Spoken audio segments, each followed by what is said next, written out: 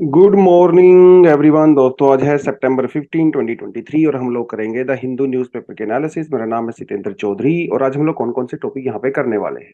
जो पहला टॉपिक रहेगा वो हम लोग करने वाले हैं प्रियम्बल के बारे में। काफी डिटेल में जानेंगे प्रियम्बल के बारे में, न्यूज में क्यों है प्रियम्बल, क्या होता है, इसकी क्या इसके अंदर कौन कौन सी टर्म्स यूज होती हैं, प्रियम्बल क्या हमारे कॉन्स्टिट्यूशन का पार्ट है कि नहीं है, वो सब हम लोग यहाँ पे करने वाले हैं।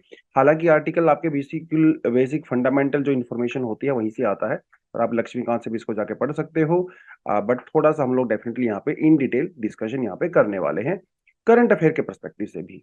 उसके बाद नॉर्थ ईस्ट के अंदर रबड़ कल्टीवेशन को इंक्रीज करने का गवर्नमेंट ने प्लान बनाया है। हमारा जो रबर बोर्ड है, तो रबड़ के बारे में थोड़ा सा बात कर सकते हैं। छोटा सा टॉपिक है, 2 मिनट का। ये जो टॉपिक है pendency of the cases in supreme court या नॉर्मल ऑफ कोर्ट के बारे में बात कर सकते हो। तो बड़ा ही एक इम्पोर्टेंट डेवलपमेंट यहाँ पे हुआ है। और जो हमारे कोर्ट के अंदर केसेस वगैरह होते हैं, पेंडेंसी होती है, डिस्क्लोजर होता है, वर्डिक्ट होता है, वो सारी डिटेल आपको जो है ऑनलाइन मिल सकती है। तो एक ऑनलाइन प्लेटफॉर्म के ऊपर जो है वो सारी इंफॉर्मेशन आएगी, उसके बारे में आर्टिकल है। लेकिन इस आर्टिकल के साथ साथ हम लोग कुछ बेसिक इंफॉर्मेशन भी डिस्कशन करेंगे कि इंडियन कोर्ट्स के अंदर इतने सारे केस पेंडिंग क्यों हैं, उसका क्या सोल्यूशन हो सकता है, उसका इम्पैक्ट क्या होता है, वो थोड़ा हम लोग यहाँ पे देखेंगे। उसके अलावा पोंजी स्कीम क्या होती है, किस तरह से काम करती है, वो थोड़ा हम लोग यहाँ पे देखने वाले हैं। अपने इकोनॉमी वाले सेक्शन से या पॉलिटी वाले सेक्शन, दोनों तरफ से आप इसको कवर कर सकते हो। जो आपका एडिटोरियल है आज, वो थोड़ा घिसा पिटा सा लगा मुझे, रिपीटेड सा आर्टिकल है। कुछ इसमें खास नया नहीं है, लेकिन यस, थोड़ा सा रिवीजन आपका हो जाएगा।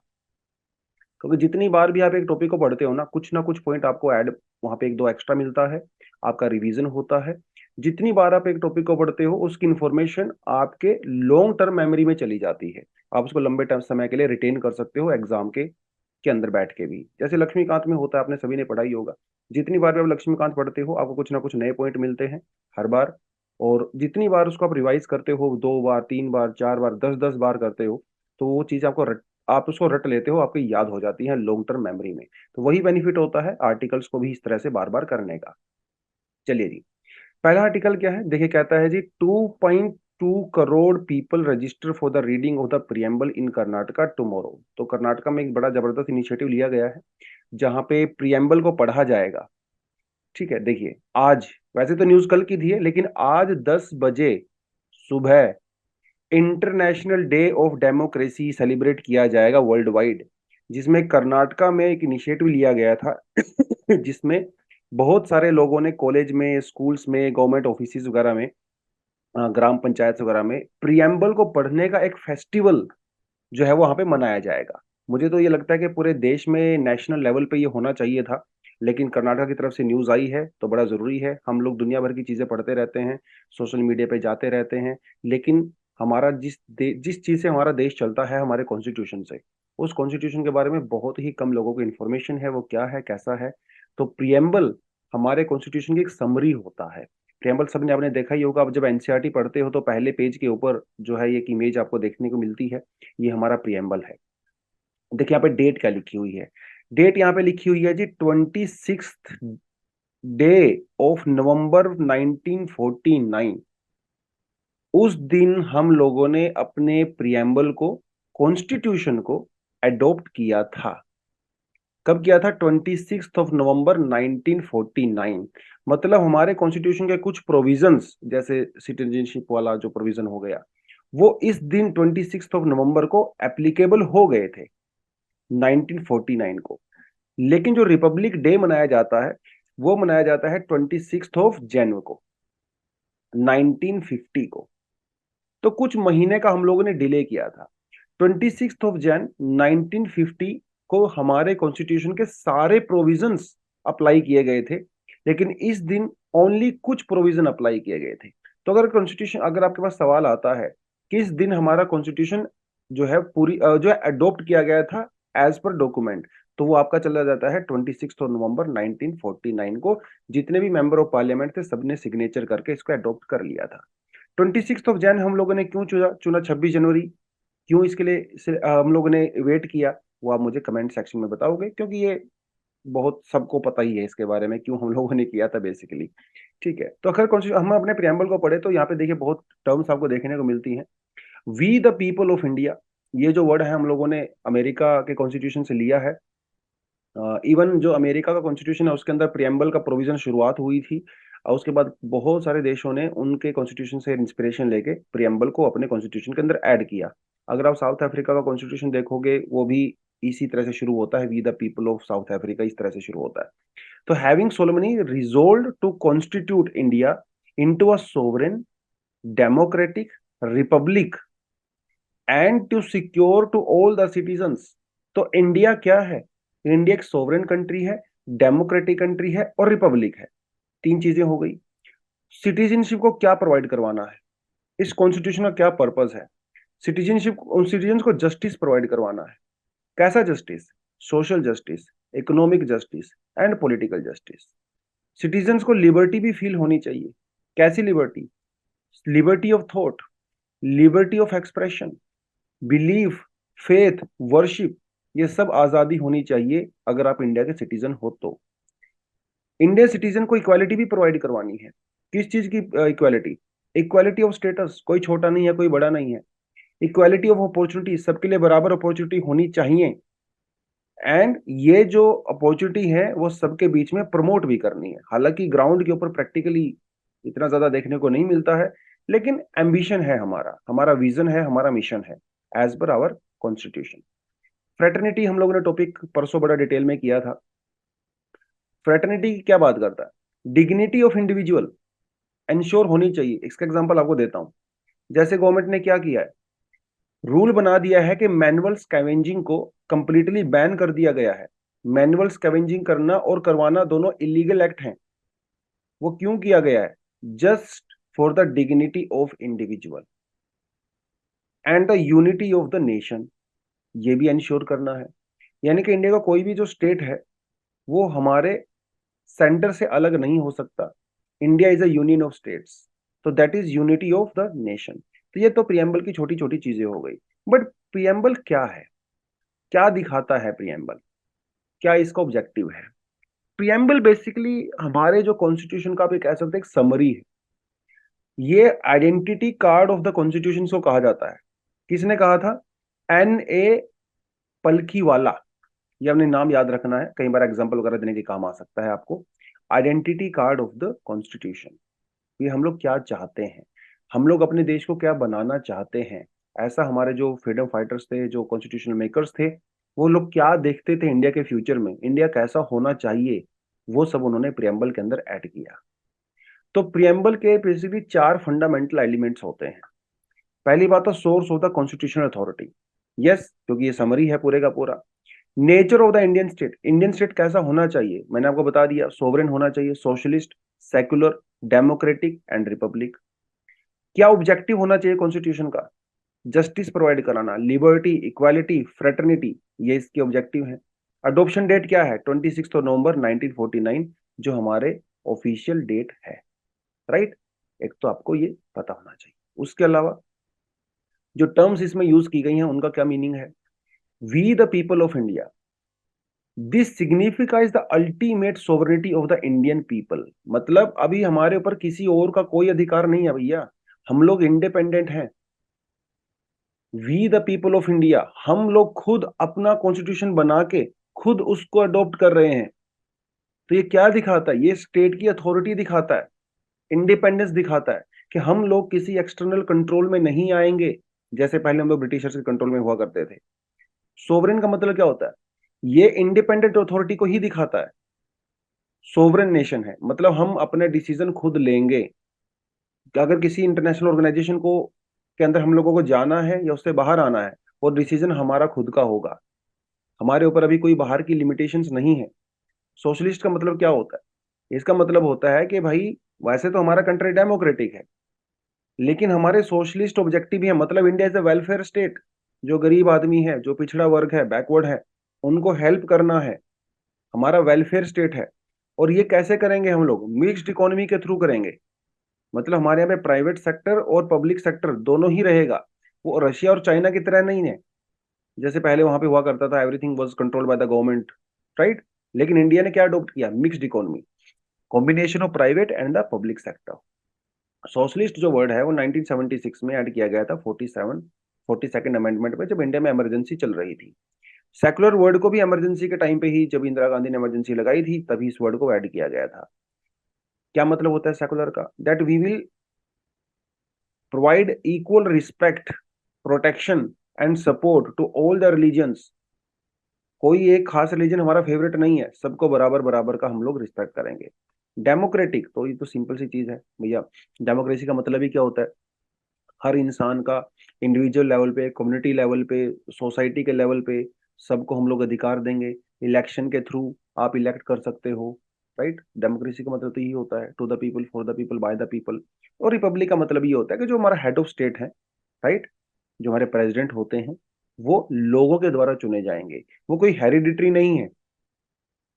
जैसे ब्रिटेन में जो क्वीन होती हैं तो उनकी फैमिली में से ही हेड ऑफ द स्टेट होते हैं। हमारे यहाँ पे ऐसा नहीं है, हम एक रिपब्लिक है। हमारे यहाँ पे चाहे प्रेसिडेंट हो तो, और या फिर प्रेसिडेंट तो इनडायरेक्टली इलेक्ट किए जाते हैं, लेकिन किए तो वो भी जनता के द्वारा ही जाते हैं, हेरिडिटरी तो नहीं होते हैं।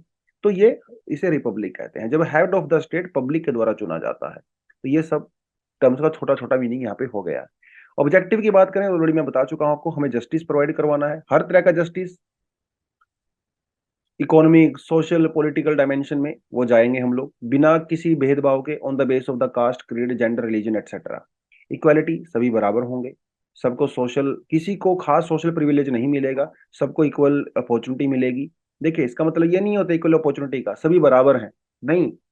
आर्टिकल 14 क्या कहता है? आर्टिकल 14 कहता है कि सबको बराबर ट्रीट नहीं करना है, एक जैसे लोगों को बराबर ट्रीट करना है। लेकिन समाज में सब तो एक जैसे नहीं है, कुछ प्रिविलेज हैं, कुछ अंडर प्रिविलेज्ड हैं, कुछ रिच हैं, कुछ पुअर हैं। लेकिन रिच और पुअर को बराबर ट्रीट तो आप नहीं कर सकते। पुअर आदमी को ज्यादा हेल्प करनी पड़ेगी, जो प्रिविलेज्ड है उसको हेल्प की रिक्वायरमेंट नहीं है। तो जो बैकवर्ड है, जो वनरेबल सेक्शन है, उसको ज्यादा हेल्प करना है। जस्टिस का मतलब ये होता है। लेकिन क्रिमिनल केसेस में सबको बराबर ट्रीट किया जाता है। लिबर्टी, आजादी, हर चीज की आपको होनी चाहिए। आप किस चीज को, फेथ, बिलीफ, एक्सप्रेशंस, वो आपको इंश्योर होना चाहिए। फ्रेटर्निटी वगैरह ये सब आपको मैं बता चुका हूँ। लेकिन क्या प्रियम्बल हमारे कॉन्स्टिट्यूशन का पार्ट है?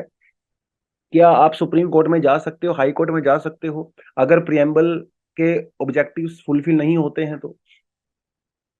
क्या हम जा सकते हैं? तो पहली बात तो ये डिबेट काफी सालों तक चली कि क्या क्या एक्चुअली में प्रियम्बल कॉन्स्टिट्यूशन का पार्ट है कि नहीं है। अभी ये फिक्स हो चुका है कि यस, कृष्णनंदा भारती केस के बाद में, कि that preamble is integral part of the constitution. लेकिन इससे पहले बैरूबारी केस में क्या कहा गया था? उन्होंने भी कहा था कि ये इंटीग्रल पार्ट है, लेकिन उन्होंने ये कहा था कि आप इसे लीगली एनफोर्स नहीं कर सकते, मतलब कोर्ट में नहीं जा सकते। जैसे आपका मान लो फंडामेंटल राइट का वायलेशन हो गया, तब कोर्ट में जाते हो। प्रियम्बल के लिए आप कोर्ट में नहीं जा सकते हो। अभी क्या आप कोर्ट में जा सकते हो? नहीं, अभी भी नहीं जा सकते। प्रियम्बल जो है वो नॉन जस्टिफिएबल है। लेकिन कई बार वर्डिक्ट सुनाते टाइम सुप्रीम कोर्ट प्रियम्बल से इंस्पिरेशन ले सकता है, या उसको इंटरप्रेट कर सकता है। वो नॉन जस्टिफिएबल है, बट इंस्पिरेशन ले सकता है। जैसे जस्टिस के बारे में, सोशलिज्म के बारे में हम लोग ले सकते हैं, बट आप डायरेक्टली कोर्ट में नहीं जा सकते। क्या प्रियम्बल को आप अमेंड कर सकते हैं? ऑफ कोर्स कर सकते हैं। आर्टिकल 368 के तहत पार्लियामेंट को पूरी आजादी है, प्रियम्बल को आप चेंज कर सकते हैं। जैसे कि हम लोग ने यहाँ पे देखा, सोशलिस्ट, सेकुलर, इंटेग्रिटी, ये वर्ड हम लोगों ने बाद में यूज किए। लेकिन प्रियम्बल को अमेंड करते समय ये ध्यान रखना है कि आप हमारे इसका बेसिक स्ट्रक्चर चेंज नहीं कर सकते हो। ठीक है, कुछ टर्म्स आप ऐड कर सकते हो, रिमूव कर सकते हो, लेकिन बेसिक स्ट्रक्चर चेंज नहीं होना चाहिए। जैसे, क्या सरकार अमेंडमेंट करके सेकुलर वर्ड को हटा सकती है? नहीं हटा सकती, क्योंकि सेकुलरिज्म हमारा बेसिक स्ट्रक्चर का पार्ट है, राइट। क्या आप सोशलिस्ट वर्ड को हटा सकते हो? अभी नहीं हटा सकते, क्योंकि 1973 के बाद में socialism, socialist, welfare state is also integral part of, और this is the basic part of the basic structure. तो ये सब रिमूव नहीं किया जा सकता। और ऐड आप चाहे रिमूव कर भी दोगे तो क्या उससे हमारा देश सेकुलर नहीं रहेगा? क्या, वो तो सेकुलर फिर भी है। जब ये वर्ड सेकुलर नहीं था तब भी सेकुलर थे।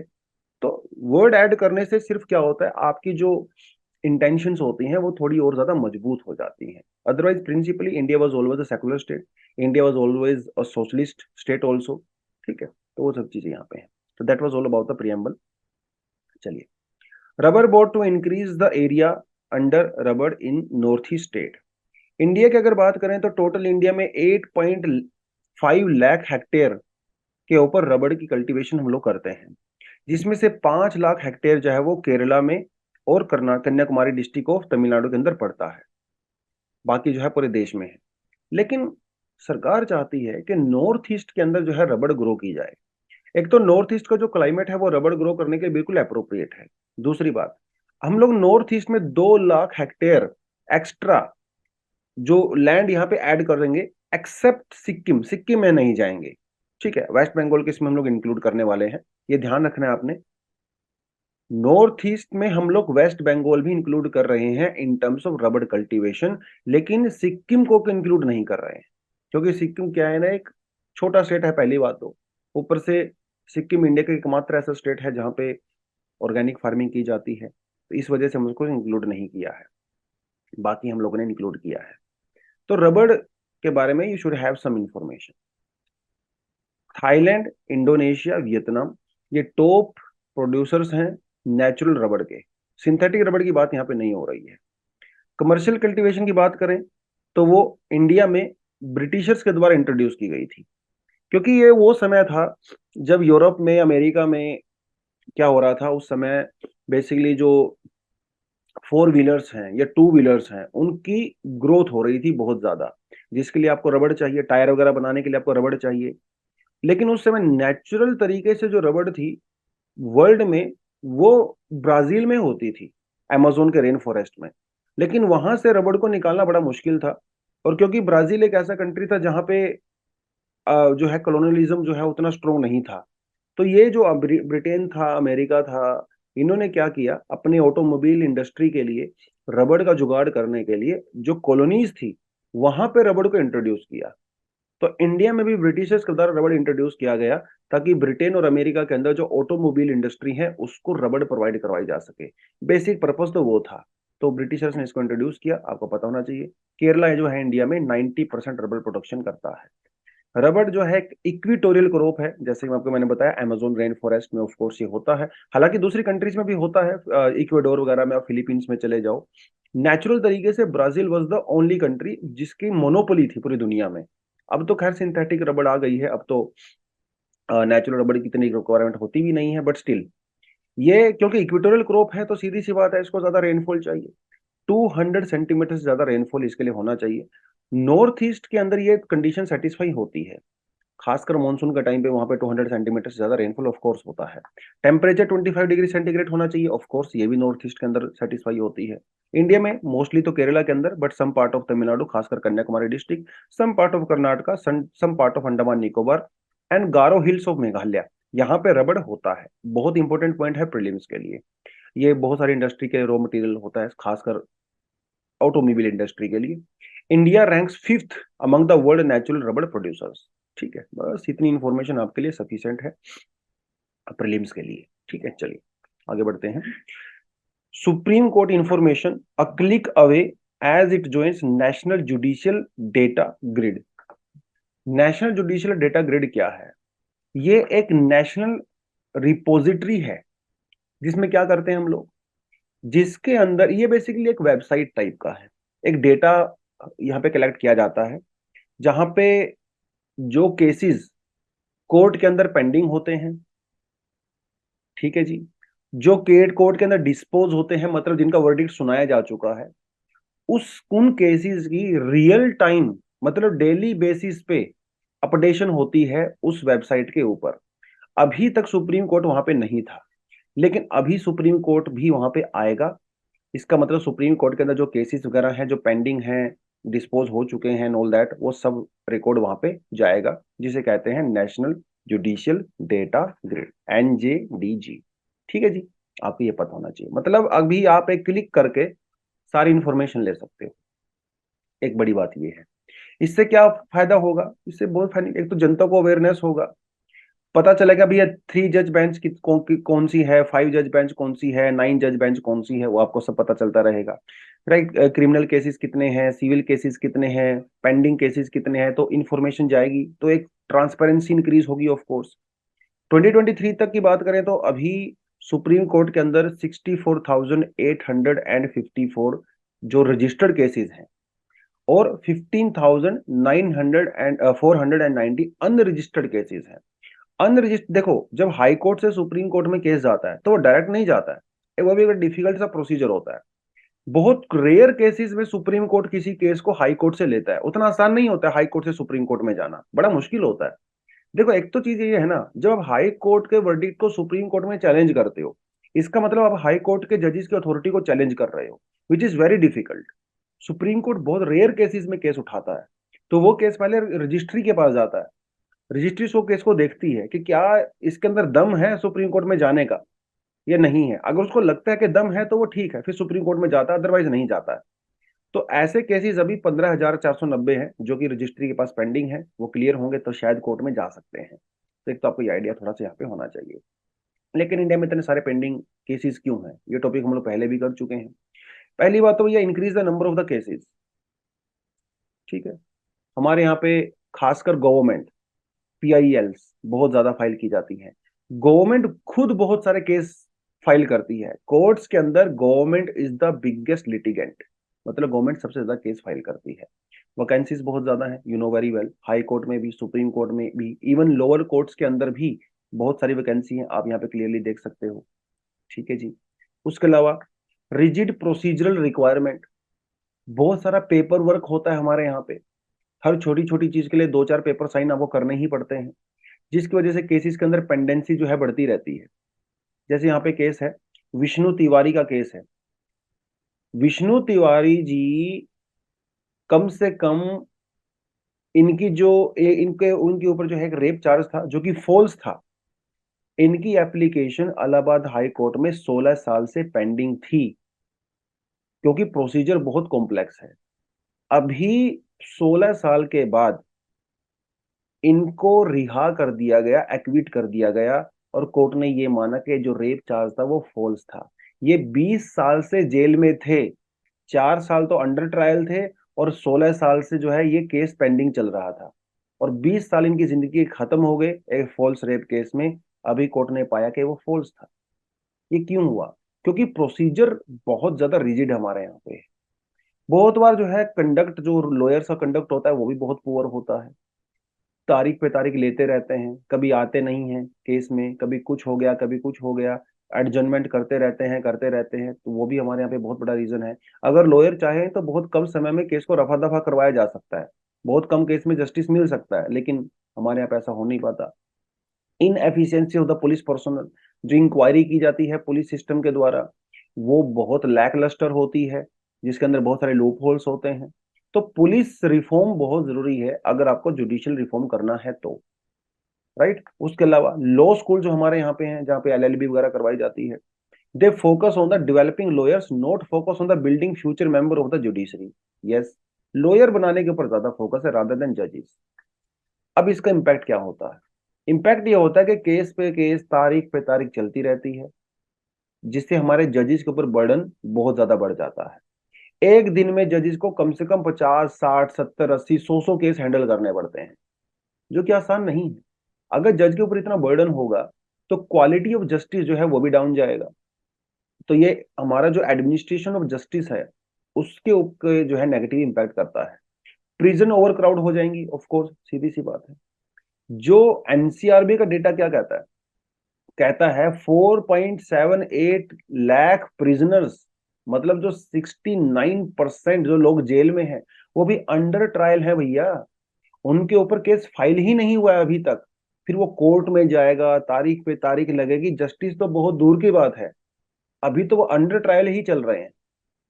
राइट। उसके अलावा अगर आप एक चीज देखें, जो हुसैनारा खातून जो केस था 1979 में, इसमें राइट टू स्पीडी ट्रायल को फंडामेंटल राइट डिक्लेयर किया गया था under article 21।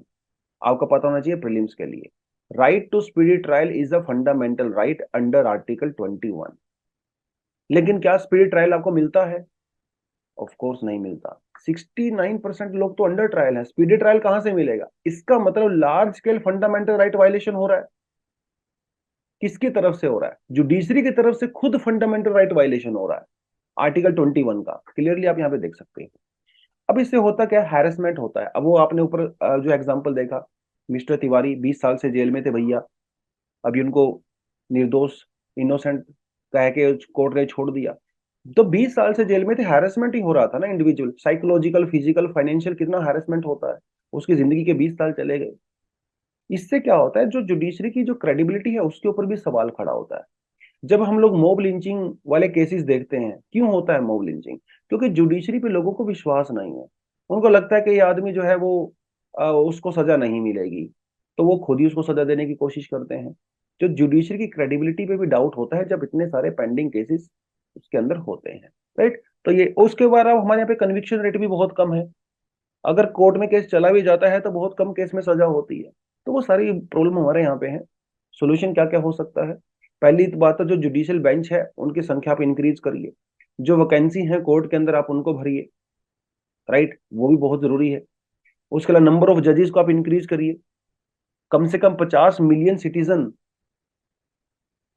The law commission of India ने 1987 में कहा था that an increase in the number of the जजेस टू 50 पर मिलियन, मतलब 10 लाख लोगों के ऊपर 50 जज होने चाहिए कम से कम। लेकिन क्या इतने हैं? ऑफ कोर्स नहीं है। जो ऑल्टरनेटिव डिस्प्यूट रेजोल्यूशन सिस्टम है वो इंक्रीज होना चाहिए। जैसे हम लोग ओपन कोर्ट की बात करते हैं या पंचायत की बात करते हैं, ठीक है, वो इस तरह के जो ऑल्टरनेटिव डिस्प्यूट, मतलब कोर्ट में केस ना आ जाए, कोर्ट से पहले ही सोल्यूशन निकाल लें। लीगल जो प्रोसीजर है इसको उतना रिजिड नहीं होना चाहिए। और ई कोर्ट्स को बढ़ावा दिया जा सकता है, ऑफ कोर्स, ठीक है। तो ये चीजें हैं जो थोड़ा आप अपने एग्जाम के परस्पेक्टिव से कर सकते हैं। चलिए जी, पोंजी स्कीम के अंदर जो है गोविंदा जी का नाम आया है, तो इनके से पूछताछ की जाएगी। अब वो इस केस के अंदर मैं नहीं जाऊंगा, पूछताछ होगी, वो बाहर आएंगे नहीं आएंगे, दैट्स अ डिफरेंट केस, ठीक है। लेकिन पोंजी स्कीम क्या होता है? आपने कई बार पिरामिड स्कीम देखी होंगी, है ना। एक मेंबर है, आप एक मेंबर से फिर दो मेंबर जोड़िए, फिर दो मेंबर आगे फर्दर दो मेंबर को जोड़ेंगे, ऐसा आपने स्कीम बहुत बार सुना होगा, राइट। तो एक आदमी इन्वेस्ट करता है, वो एक आदमी दो लोगों को इन्वेस्ट करने के लिए जो है वो कन्विंस करता है कि आप भी पैसा दीजिए। ये फिर दो लोगों को कन्विंस करते हैं कि आप भी पैसा दीजिए। इसमें होता क्या है, जो नए नए मेंबर आते रहते हैं, जहां से पैसा उनको मिलता है, यहाँ वाला पैसा जो है ऊपर वाले मेंबर को दे दिया जाता है। जब ये नीचे वाले पैसे देंगे तो इसको मिलेगा, ये वाले पैसे देंगे तो इसको मिलेगा, ये वाले पैसे देंगे तो इसको मिलेगा। मतलब जो लोग आ रहे हैं, पैसा लगा रहे हैं, इन्वेस्ट कर रहे हैं, उसी पैसे में से जिन्होंने पहले इन्वेस्टमेंट कर रखी है उनको पैसा दे दिया जाता है। इसमें कुछ अलग नहीं हो रहा है, ठीक है। मतलब चार नए लोग जुड़े, उससे पहले जो दो लोग जुड़े हुए थे इनको पैसा मिल जाएगा। बाद में जो 8 लोग जुड़ेंगे इनमें से पैसा इन 4 लोगों को मिलेगा। जो बाद में 16 लोग जुड़ेंगे इनमें से पैसा इनको मिलेगा। मतलब जब तक नया इन्वेस्टमेंट का पैसा आता रहता है, पिछले वालों को आप पैसा देते रहते हो, तो ये कह के कि आपकी इन्वेस्टमेंट का रिटर्न है। लेकिन जब नया पैसा आना बंद हो जाता है, आगे से फर्दर इन्वेस्टमेंट बंद हो जाती है किसी कारण की वजह से, 2 साल में, 4 साल में, 10 साल में, तो भैया पैसा कहाँ से मिलेगा? तो पोंजी स्कीम फेल हो जाएगी।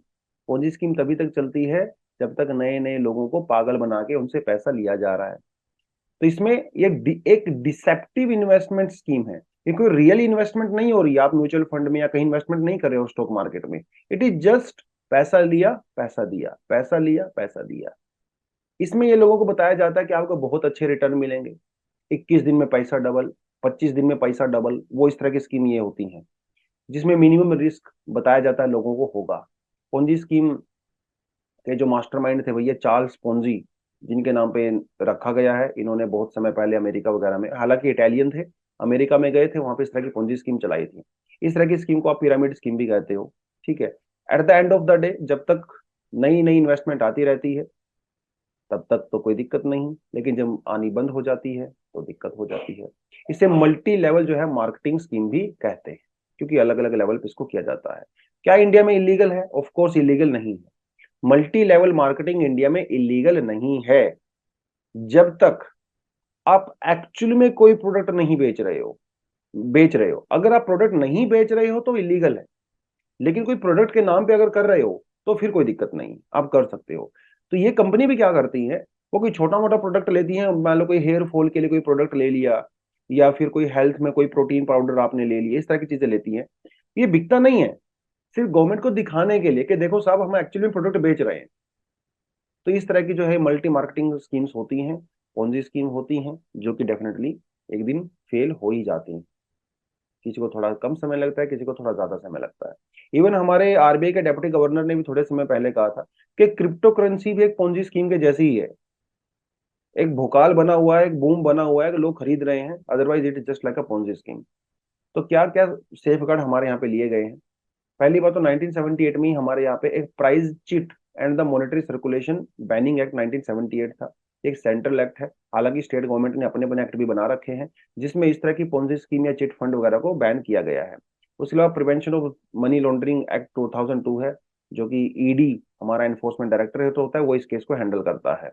बहुत सारे, उसके अलावा banning on the unregulated depository scheme act 2019 भी है, जिसमें 2 लाख से लेकर 50 करोड़ रुपए तक का फाइन आपको लगाया जा सकता है। 1 साल से 10 साल की सजा भी हो सकती है, वो सारी चीजें। तो वेस्ट बंगाल के अंदर यू नो वेरी वेल के Saradha chit fund and all that, इस तरह के स्कैम कई बार आते रहते हैं।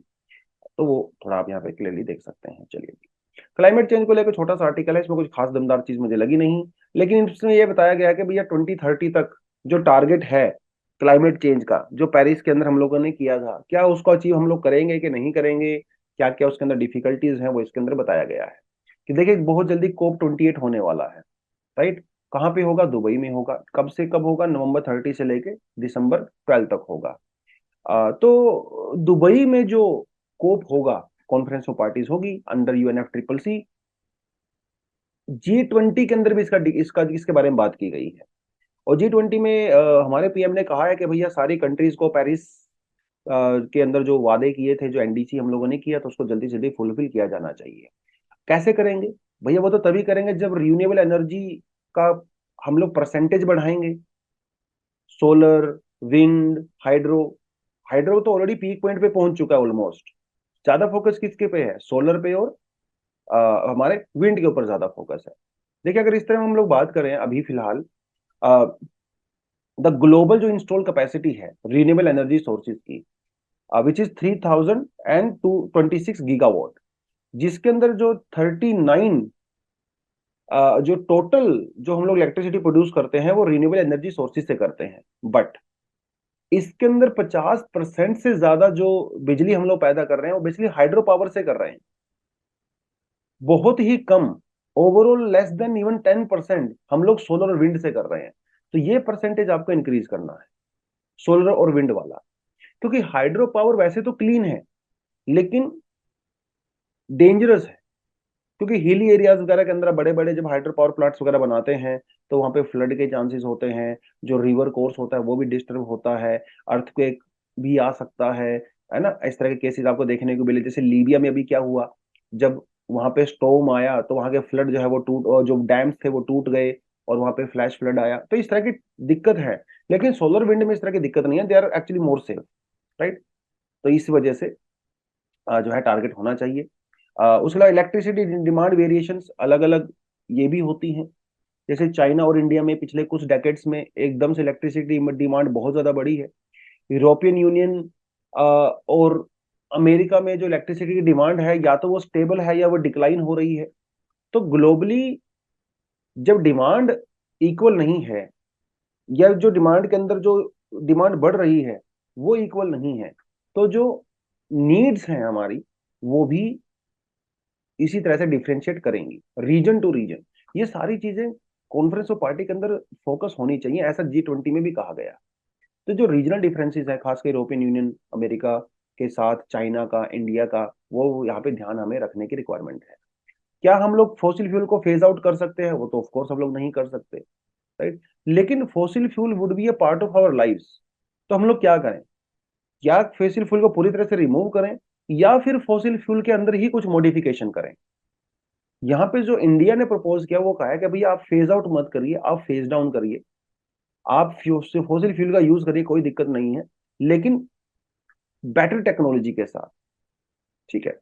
और बर्डन को आप फेयर शेयर करिए। मतलब क्लाइमेट चेंज कोई किसी एक कंट्री की प्रॉब्लम नहीं है फिलहाल, क्लाइमेट चेंज एक ग्लोबल प्रॉब्लम है, तो सबको साथ हाथ के बैठना पड़ेगा। तो बर्डन जो है वो पुअर कंट्री के ऊपर ज्यादा नहीं होना चाहिए। लेकिन बातें तो बड़ी बड़ी हैं, क्या ग्राउंड के ऊपर कुछ हो रहा है? ऑफ कोर्स नहीं हो रहा है। CO2 का लेवल हर साल बढ़ता चला जा रहा है, हर साल पिछले साल से ज्यादा गर्म होता चला जा रहा है, ग्लेशियर ज्यादा मेल्ट हो रहे हैं। क्यों हो रहे हैं? क्योंकि एक्चुअली में जो ये बातें की जाती हैं, चाहे क्योटो हो चाहे पेरिस हो, इनके ऊपर कोई डिस्कशंस नहीं होता है, या एक्चुअल में ग्राउंड पे इम्प्लीमेंटेशन उतने अच्छे से नहीं हो पाता है। जैसे सबसे बड़ी दिक्कत तो क्या है, वो तो भैया फंडिंग की ही है। अभी G20 में क्या कहा? G20 में कहा कि 4 से 5 trillion dollar, trillion every year developing country को चाहिए, अगर आपको 2050 तक नेट जीरो अचीव करना है। अरे ट्रिलियन तो छोड़िए, आप 100 बिलियन नहीं दे पा रहे हो, जो आपने कैनकुन में बोला था, बहुत दूर की बात है। तो बातें करने से कुछ नहीं होता है, जब तक आप फंडिंग नहीं दोगे, जब तक आप टेक्नोलॉजी नहीं दोगे, तब तक कुछ होने वाला नहीं। तो ये बेसिकली इसके अंदर बताया गया है। उसके अलावा सब सहारन कंट्रीज, इंडिया, चाइना, इसके ऊपर बहुत ज्यादा फोकस किया गया है। ये कहा गया है कि 2030 तक सब सहारन कंट्रीज में जो इलेक्ट्रिसिटी प्रोड्यूस होगी, वो 80% जो है कहां से आएगी? रीन्यूएबल एनर्जी सोर्सेज से आएगी। जबकि यूरोपियन यूनियन के अंदर 2030 तक जो भी एनर्जी प्रोड्यूस होगी, वो सिर्फ 70% रीन्यूएबल एनर्जी सोर्सेज से होगी। मतलब सब सहारा में 80%, यूरोप के अंदर 70%। जबकि यूरोपियन यूनियन एक अमीर कंट्री है, टेक्नोलॉजी भी है, रिसोर्सेज भी हैं, उसके बावजूद भी ओनली 70%। तो ये डिस्क्रिमिनेशन भी है, रीजनल चैलेंजेस भी हैं, और रीजनल डिफरेंसेस भी हैं। इन सबको दूर करने की यहाँ पे रिक्वायरमेंट है। जैसे मोदी जी ने कहा था, हमारा जो पंचामृत है, हम लोग किस चीज की बात कर रहे हैं? हम लोग 500 गीगावाट बिजली पैदा करने की बात कर रहे हैं from the renewable energy sources by 2030। क्या अमेरिका ने कोई ऐसा वादा किया? नहीं किया। क्या यूरोप ने कोई ऐसा वादा किया? नहीं किया। जिस तरह से इंडिया ने एक फैक्चुअल डेटा दिया है, ऐसा अमेरिका ने कोई भी फैक्चुअल डेटा नहीं दिया है, ना ही यूरोप ने दिया है। यूरोप ने सिर्फ ये कहा है कि 40% हम लोग अपने टोटल कंजम्पशन का रिन्यूएबल एनर्जी सोर्सेज से आएंगे, लेकिन 40% ऑफ व्हाट, ये नहीं बताया। कितना होना चाहिए, एक्चुअली नंबर क्या है, वो उन्होंने नहीं बताया। और जिस तरह से रशिया यूक्रेन का वॉर चल रहा है, तो वो दोबारा से अपने सोलर पावर, मतलब जो कोल पावर प्लांट्स उनको फिर से ओपन कर रहे हैं। तो ये कुछ डिफरेंसेस हैं क्लाइमेट चेंज को लेके, जो कि आपको पता होना चाहिए। उसके अलावा कुछ एडिशनल आर्टिकल मैंने यहाँ पे ऐड किया है, आप देख सकते हो। वीडियो को जब भी आप देखते हो तो हमेशा उसको लाइक जरूर करें। कमेंट सेक्शन में आप जो है फीडबैक दे सकते हो, अपनी अटेंडेंस दे सकते हो, कुछ इशू है वो आप डिस्कशन कर सकते हो। ठीक है जी, तो आज के लिए इतना ही है। Thank you very much, all the best, जय हिंद।